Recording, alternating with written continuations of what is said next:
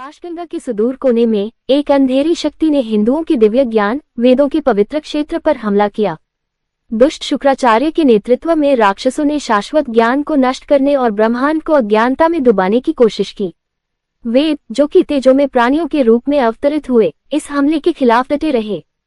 ऋग्वेद अपने ब्रह्मांडीय भजनों के साथ शक्तिशाली कंपनों से गूंज उठा, जबकि यजुर्वेद अपने पवित्र अनुष्ठानों के साथ दिव्य ऊर्जाओं को जगाता रहा।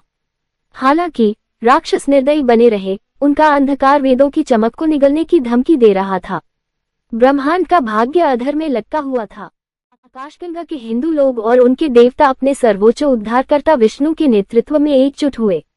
उनके मार्गदर्शन में उन्होंने पवित्र वेदों की रक्षा करने के लिए दृढ़ संकल्पित होकर राक्षसों के खिलाफ जवाबी हमला किया। विष्णु के शक्तिशाली अवतार ने अपनी चमकदार आभा के साथ राक्षसों के दिलों में भय पैदा करते हुए आक्रमण का नेतृत्व किया।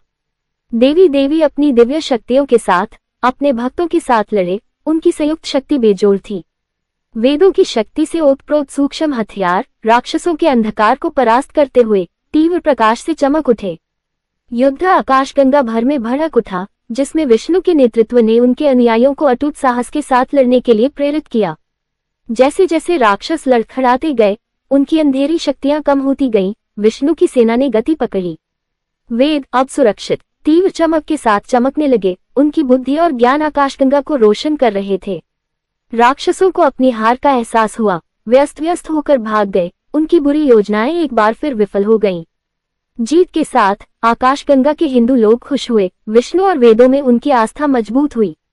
अपने भक्तों पर गर्व करने वाले देवी देवता उन पर मुस्कुराए। उनका आशीर्वाद आकाशगंगा पर बरस रहा था।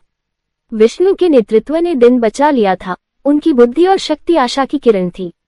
वेद संरक्षित और पूजनीय ब्रह्मांड का मार्गदर्शन करते रहे। उनका दिव्य ज्ञान एकता और विश्वास की शक्ति का प्रमाण है, और इसलिए हिंदू और उनके देवता सतर्क रहे। विष्णु के शाश्वत मार्गदर्शन में पवित्र वेदों की रक्षा के लिए हमेशा तैयार रहे।